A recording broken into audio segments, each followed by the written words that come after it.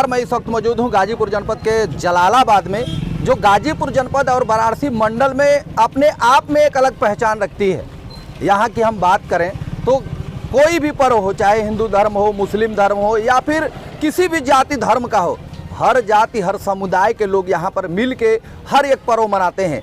आज बहुत ही भव्य तरीके से सुबह जहां लोग अभी अपने बिस्तर में होंगे, ऐसे समय में बाबा साहब डॉक्टर भीमराव अंबेडकर के लोगों ने यहां पर क्या कुछ मनाया, ये पूरी जानकारी हम आपको रूबरू करवाएंगे। गाजीपुर जनपद के इस आज की खोज यूपी न्यूज चैनल में आपका स्वागत है। साथ ही यहां के पूजनी धरती में आप सभी का स्वागत है। हमारे चैनल के भी तरफ से आपके पर्व को बधाई है। आज क्या कुछ मनाया जा रहा है, सबसे पहले हम आपसे आपका परिचय जानना चाहेंगे। बोलिए। धन्यवाद आपको मैं देना चाहता हूँ।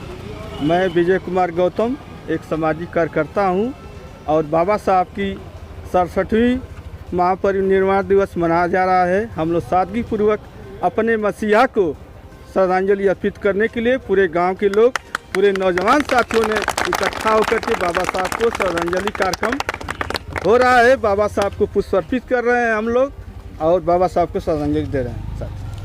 लगभग इस तरह का कार्यक्रम हमारे जलालाबाद की बात की जा चुकी है। हमारा भी घर पास में ही है। जलालाबाद में इस तरह का पर्व, चाहे अंबेडकर जयंती हो, रविदास जयंती हो या फिर किसी भी पर्व की बात हो, साथ ही समाज में किसी प्रकार का कोई काम होता है या फिर कोई ज़रूरत होती है कभी समाज के लोगों को, तो ऐसे समाज से भी बराबर आपके बीच मिलते हैं। हम आज से इनसे भी रूबरू करवाएंगे। सबसे पहले हम आपसे आपका परिचय जानना चाहेंगे।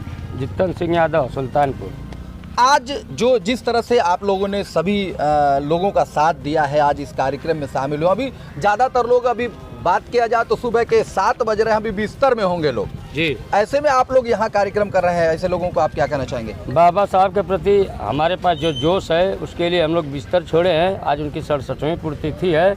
हम लोगों के मसीहा, शोषित वंचितों के मसीहा, पिछड़ों के मसीहा, सबसे पहले मैं उनकी 67वीं पुण्यतिथि पर बाबा साहब को श्रद्धा सुमन अर्पित करता हूं और उनको धन्यवाद देता हूं। इस समाज को धन्यवाद देता हूं जिन्होंने अपना इतना बहुमूल्य कीमती समय सुबह में हमारे साथ दिया।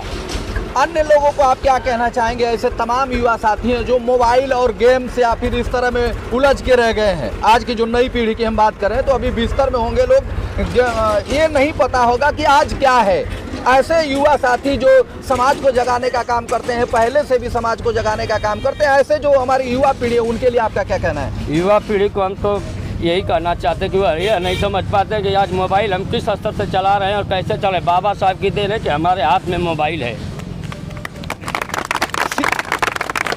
बाबा साहब अमर रहे, बाबा साहब अमर रहे।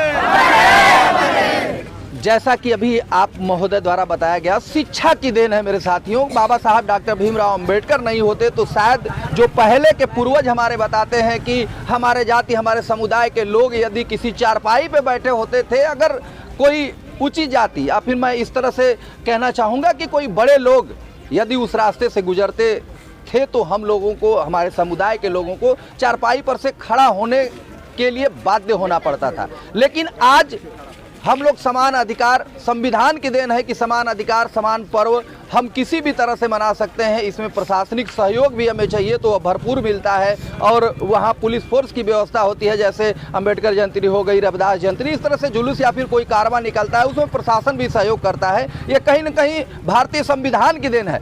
ऐसे समाज सेवी जो आज भी जगाने का काम करते हैं, इन तमाम लोगों से हम धीरे धीरे आपको रूबरू करवाएंगे। सबसे पहले हम आपसे आपका परिचय जानना चाहेंगे। मेरा धन्यवाद आपसे हमसे बात कराने के लिए, बहुत बहुत धन्यवाद। मैं सबसे पहले तो मेरा नाम है रामलोचन राम। मैं एक समाज का सेवक हूँ। समाज में हमेशा चलने का काम करता हूँ। आज 6 दिसंबर है, बाबा साहब की पुण्यतिथि है। इस अवसर पर हमारे तमाम युवा साथी, बुजुर्ग, नौजवान सभी लोग एक उपस्थित होकर के सुबह सुबह अपना सभी लोग मन बना करके बाबा साहब की पुण्यतिथि के लिए सब इकट्ठा हुए हैं। सभी लोगों को मैं अब एक शोर में सभी लोग को धन्यवाद देना चाहता हूं और आपके भी साथ ही साथ आपके भी चैनल से आपको भी धन्यवाद देना चाहता हूं कि आपने सुबह सुबह बहुत कीमती समय निकाल करके अपने आया है। बाबा साहब डॉक्टर अम्बेडकर साहब की आज उनकी आज पुण्यतिथि हम लोग मना रहे हैं। इस अवसर से मना रहे हैं कि बाबा साहब अगर नहीं रहते तो आज शिक्षा हम लोग को नहीं मिलती। शिक्षा ही शेरनी का दूध है, जो कि जितना ही आदमी जानेगा, जितना ही शिक्षा पढ़ेगा, उतना ही दहाड़ेगा। क्योंकि बाबा साहब अगर नहीं रहते आज, तो आज हमारे तमाम युवा पीढ़ी, पिछड़ा, दलित सभी लोग एक जो है कि एकजुट होकर के शिक्षा में आगे नहीं बढ़ते, तो आज हम लोग को न्याय नहीं मिलती, न कहीं हम बतिया पाते, न कहीं आरक्षण मिल पाता, न कहीं शिक्षा में हम लोग नहीं रहते। तो आज हम IAS PCS रन के अधिकारी जो बन रहे हैं, ये बाबा साहब की देन है, जो महिला को आरक्षण देने वाला, जो 1700 ईस्वी में जो महिलाओं को बिल्कुल जो है कि तो उनको स्थान नहीं था, उनको कोई पढ़ने का अधिकार नहीं था, बाबा साहब की देन थी कि महिलाओं को संविधान में लिख करके उन्होंने जो है कि तो महिलाओं को आरक्षण देने का काम किया, संविधान में लिख करके दिया कि आज महिला ने जो है तमाम IAS PCS रन के अधिकारी बन रही हैं, और तमाम महिला जो है कि एक मर्दों का, पुरुषों का बराबरी का दर्जा कर रही है। ये सबसे बड़ा उपलब्धि बाबा साहब डॉक्टर अम्बेडकर साहब ने दिया था। इससे हम सभी लोग प्रेरणा लेना चाहिए। आने वाली पीढ़ी को मैं कहना चाहता हूँ, हमारे जो इस समय के भविष्य हैं, जो बच्चे हैं मोबाइलों में उलझ रहे हैं, उनके लिए आपका क्या संदेश होगा शिक्षा के प्रति? इसके लिए मैं कहना चाहता हूँ, सभी बच्चों से मैं निवेदन करके कहना चाहता हूँ कि आप लोग जो मोबाइल में व्यस्त है, तो आप बाबा साहब की पढ़ाई में थोड़ा व्यस्त हो जाइए। तो बाबा साहब का कहना इस प्रकार से था कि हमारे बच्चे अगर पढ़ाई लिखाई में अगर आगे बढ़ रहे हैं, शिक्षा उनके पास है, तो मैं समझूंगा सबके पास में हूँ। चलिए, हमारे साथ एक बहुत ही बुजुर्ग, आज भी इनका जोश बरकरार है, किसी भी कार्यक्रम में यह शामिल होते हैं। इनसे हम आपका परिचय करवाएंगे, चूँकि एक गुरु के तौर पर जो पहले पर्व नहीं मनाया जाता था, तब से शुरुआत से कुछ हमारे साथ साथी हैं जो बुजुर्ग हैं, पिता तुल्य हैं, ये लोग शामिल होते थे, लोगों को जगाए, लोगों को समझाए, और आज भी पर्व धूमधाम से मनाया जाता है। सबसे पहले हम आपसे आपका परिचय जानना चाहेंगे। जलालाबाद साहब, बाबा साहब का मैं शुरू किया हूँ पहले से अपने हाथ से। अब रविदास जी का मैं अपने हाथ से शुरू किया हूँ।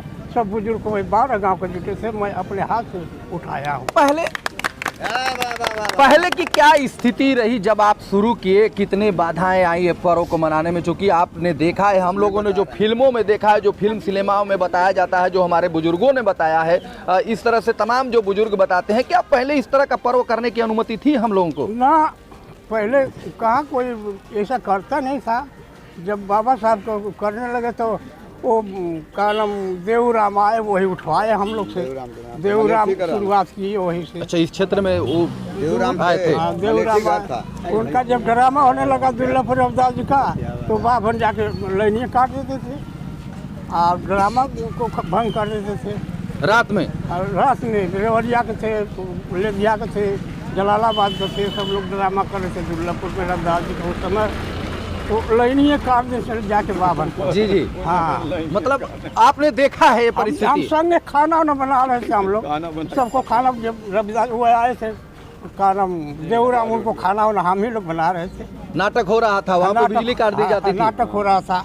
समाज को जगाने का आप लोग काम करते थे उस समय का? ये स्थिति बिल्कुल हम लोग। इसके पहले जो हमने जो सुना है, क्या स्थिति रही उस समय? जो इस तरह का कोई पर्व कर देता था तो अंग्रेजी शासन के लोग आते थे, मारते थे, पीटते थे, इस तरह से क्या था उस समय का माहौल? समय था दुर्लभपुर में 2 गाड़ी आई ना, तो मैं चेतरा पड़ा था। बस मेरा पिताजी लेकर जिधर भाग गया उधर भागा। पर्व मनाने की अनुमति नहीं थी? नहीं। लेकिन आज संविधान की देन है, बाबा साहब डॉक्टर भीमराव अम्बेडकर के बनाए संविधान की देन है कि इस तरह से आयोजन कर पा रहे हैं। यही देवराम बताए कि आप लोग रविदास जी को मानिए, आप लोग को आरक्षण नहीं मिलता है। जब रविदास जी को मानेंगे तो आप लोग को सरकार से अनुदान मिलेगा। तो सब लोग बनाने शुरू कर दिए। चलिए, बहुत बहुत धन्यवाद। एक और परिचय करवाते हैं आपसे, चूँकि बच्चा की बात किया जाए तो जलालाबाद में हर कोने पर इनको लोग जानते हैं। सबसे पहले हम आपसे आपका परिचय जानना चाहेंगे।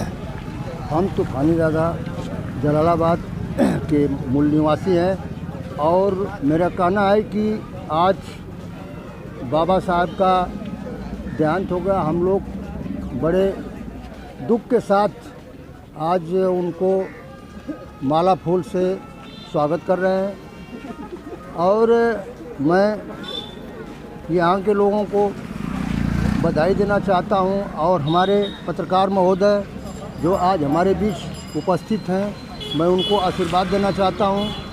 और पहले के लोग जमींदारी के समय हमें यह अधिकार, संविधान तो बाबा साहब ने लिख करके और सबका अधिकार दे दिए, लेकिन उस समय जमींदारी के समय हमें किसी प्रकार का यह अनुमति नहीं मिलती थी कि हम चट्टी चौराहे या किसी रोड पर उनका यानी सम्मान कर सकें। इस तरह का कार्यक्रम कर पाएँ। हाँ, इस तरह का कार्यक्रम हम नहीं कर पाते थे।